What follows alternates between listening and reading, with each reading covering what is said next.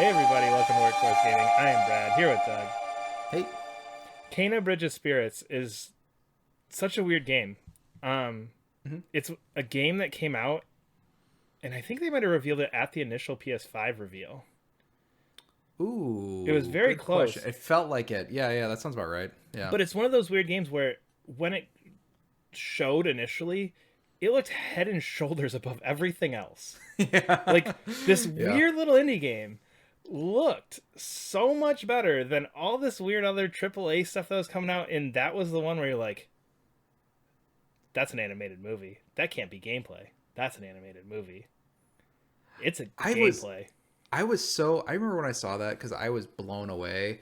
And then as soon as it said from a new indie team, I was immediately like, could be not that it wouldn't look good, not that it wouldn't look good, but I was like, they're making this game look a lot bigger than it might be. They're making this game look like a crazy wild adventure that's going to be kind of Zelda-y. But I was like, are they selling the game that it actually is? I just felt like with that initial, I know exactly what you're talking about, the initial trailer, but I just felt like maybe they weren't pitching it as an RPG necessarily, but they're definitely pitching it as like a big adventure sort of thing. And Yeah. from what I understand, it might just be a PS2 platformer or a PS2 action game, or am I totally off base on that? It's so it is definitely in the vein of a let's go back and make something from an era because it definitely Yeah. feels like PS2 getting into the early 360 PS3 like that era. It very much is an action game.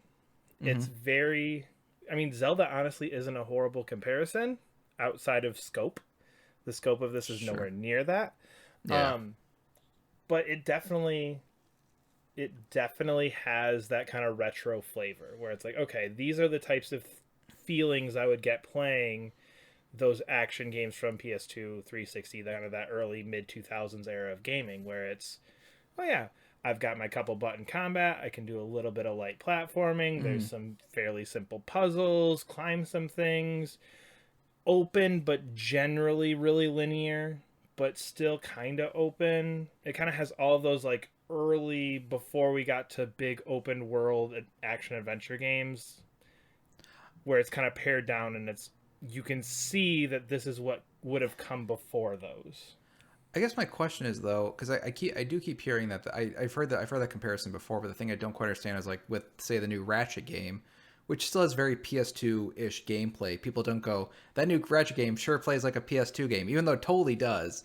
I was just so I'm curious as like why does that kind of come up for Kenna where maybe it doesn't come up for Ratchet and Clank? Is there something beyond just the type of is it like just the quality is kind of PS2 or just the feel is PS2 or I think is it like a really good PS2 game? You know what I mean? Or is it just saying like this game just isn't as good as other games today? That's kind of what I'm. I what I will say is I think the game at no point would I say this is not a great game. It is a good game. Yeah. It is a good to very good game. It has that feeling of simplicity and Oh, not in okay. a bad way, but even with Ratchet, there's still, you're jumping portals, you're doing all this kind of crazy stuff trying to show off the PS5 tech, you're doing all going all these worlds, everything else. This is very much just it's simple and not simple in a bad way, just a in the mid 2000s this was the height of what the technology could do and Yeah. that produced a certain type of game. Hmm. This game is plays like you had kind of that same limitation in place where it's like, okay, clearly this is a small indie team. They made a Yeah. great game, but they couldn't. We don't have the resources to do like Breath of the Wild open world, so we're gonna pare it down. Oh, You've got a sure. village you can wander through. You can go to wander to this forest. You can go wander to this area. You can climb up the. You've got kind of your 3 or 4 areas that you can explore a little bit around in, Hmm. but you're really just going on a linear path. It's just simple. It's Hmm. simple. It's straightforward. You're moving from point to point, and I think that is very reminiscent of games of that era. And I think that's where it comes from more than anything else. It's fairly simple 1 2 button combat. Hmm. It's you've got a bow. You don't have a inventory full of gadgets, but you've got your couple things that you can do. It just very much feels like in 2004 Sure. this would Yeah. have been insane what they're doing.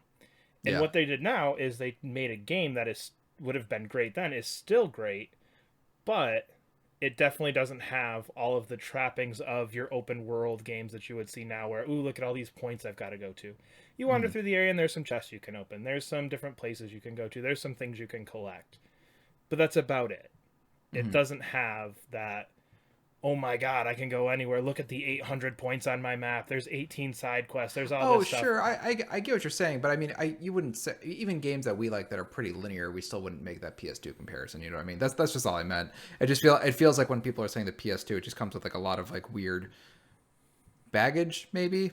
I don't know. And I was also wondering maybe too, but does it feel like that more because this game, from what I've heard, looks amazing. So the outdated gameplay kind of you feel that I don't know dissonance more maybe because it I looks amazing from what I understand. I think that's a good point too because it honestly it is one of the best looking games I've played on my PS5 to Hmm. date. Just wandering through there, even I mean the cutscene. There's cutscenes and there's gameplay. The cutscenes obviously take it up a level, but just wandering around the gameplay, it's gorgeous. The environments are fantastic. The draw distance is huge. There's lots of points where you're climbing up things and you can just see this huge landscape out there with just crazy detail, things moving around in the landscape, what looks like miles off that you can see moving around and doing things that looks very natural.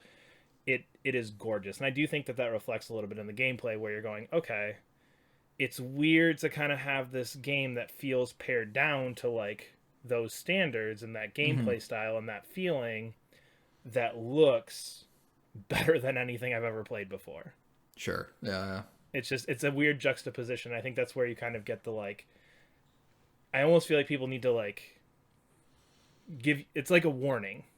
Like, hey, Sure. like this game looks like it should be insane and the craziest thing you've ever played because look how gorgeous this looks. So if it looks this gorgeous, there's going to be 100 things to do. It's going to be 40 hours long. You're going to be da da da da. It's like no.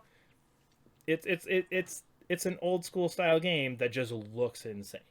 Hmm. And I think that's kind of where it comes from. But the game is fun. The game's good. it's and again, I almost feel like I have to defend it against that when to me it'd be like if you were like, man, Huntdown's great, but it plays like an NES game. And you're like, no. That's the point. Like, I think you get all these retro games that go back to like the 80s and the early 90s and the Super Nintendo era, and we don't have many going back to that PS2 era. That Sure. I Yeah, that's think fair. that's I feel like why I want to defend it because you see all these games, these really cool 2D games that are just so much fun and they're so well done.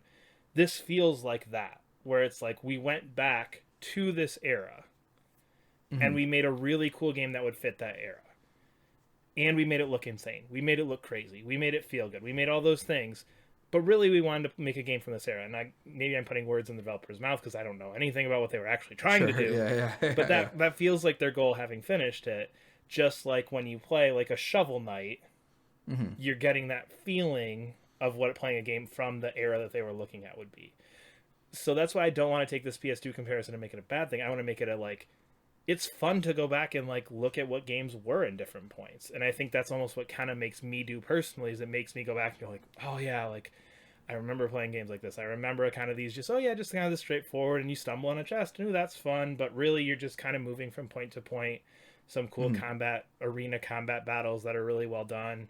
And it is just a game that's going for that time period. And it's not a knock on it. It's a that's what we're trying to do. That's cool. I mean, I guess I hadn't really heard it framed that way. I was just, yeah. I mean, see that the thing is like that sounds amazing because I really really love Jack and Daxter series and I really really love Ratchet and Clank series. I don't like the Sly series, but I understand that people like that game for some reason. Has a really floaty jump. I don't know. That was a bad idea for a platformer. No floaty jumps in your platformers. Um, so like that's to me is the expectation I have like going this. That's the thing is like I feel like I'm almost like critical, not critical of this, but just like so hesitant because like that holds like it's so near and dear to my Yeah. heart that if I'm playing a bad PS2 game, because I heard some people like describe like I mean, they call it like some of the heavy hitters. So I was just making sure that I was like, it's like, hey, this actually kind of matches up with the heavy hitters of that time, not Yeah. necessarily the Ty the Tiger, Tasmanian Tiger sort of thing, and more like a Yeah. Jack and Daxter. Yeah. And it you mentioned Zelda earlier too. I do feel like it falls closer to like your Zelda and Okami's on that kind of scale of like platformer action adventure more than like your Jack and Daxter's, your Ty the Tasmanian Tiger, your Ratchet and Clanks. I think it does lean more towards those because essentially what you're doing is you just have your staff and you're just going into this village and you hear the story about this village and you're trying to guide these spirits, or you're trying to reclaim this village that's kind of been taken over by some of this evil that's come from these spirits staying there too long. You're basically sending these spirits back. And so it has much more of that like serious tone. It is much more just like you essentially have like sword combat with a bow and arrow. It's not, there's platforming sections, but I definitely wouldn't call it a platformer in the same vein I would Sly Cooper and his floaty jumps that are kind of cool once you get the hang of it. They're not good. But Yeah, so I mean, so you enjoyed it? I mean, you liked it a lot, though. I mean, is this like a game of the year sort of thing, or it's like, or what's the kind of thing like? Where are you kind it's of putting it? it's good. I enjoyed it. I think there's definitely some things where it's like, okay, we really put our effort into the visuals in this, Yeah, and I think that comes up the enemy variety. It's lots of tree creatures, lots yeah, of tree creatures, and some other couple things in there too. But there's lots of just kind of like, okay, like I fought this thing before, but this one has like a different location for its arm, or this one oh has a no, slightly different. There's some of that enemy variety that kind of gets a little samey by the end, just because again, it is that simple PlayStation yeah, 2 era combat where there's not a ton of development of everything. You get a couple variations on your attacks, but for the most part, it's just kind of your light, heavy attack, that sort of thing. Um, the boss fights in this, though, this is a hard game. That's what took me by surprise. Like, this yeah, is a hard game. The boss fights in this, though, with one maybe two exceptions, are perfectly balanced. Though, to mm, that, like, I learned the move. I died. Okay. I learned the moves on my second, maybe third try. mm, Almost got it the fourth. That fifth one, there it is, and you can feel yourself progressing through it as you try it a few times. yeah, They're perfectly balanced like that. Lots of dodging, lots of parries, lots of blocking, lots of picking your moments, lots of learning enemy moves. Um,